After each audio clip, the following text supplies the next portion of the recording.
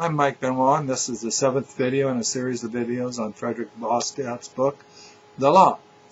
This section is titled Property and Plunder. Man can live and satisfy his wants only by ceaseless labor, by the ceaseless application of his faculties to natural resources. This process is the origin of property, but it is also true that a man may live and satisfy his wants by seizing and consuming the products of the labor of others. This process is the origin of plunder.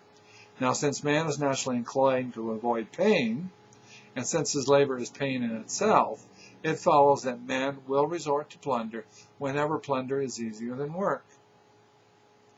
History shows this quite clearly, and under these conditions, neither religion nor morality can stop it. When then does plunder stop? It stops when it becomes more painful and more dangerous than labor.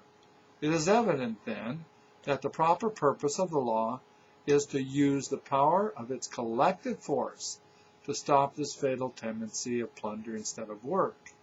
All measures of the law should protect property and punish plunder. But generally the law is made by one man or one class of men. And since a law cannot operate without the sanction and support of a dominating force, this force must be entrusted to those who make the law.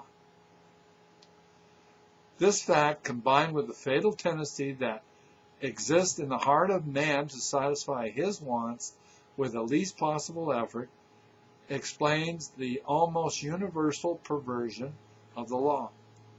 That is, that it's easy to understand how law, instead of checking injustice, becomes the invincible weapon of injustice.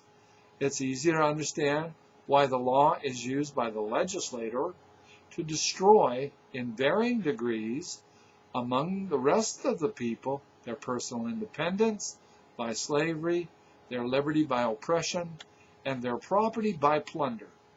This is done for the benefit of the person who makes the law and in proportion to the power that he holds.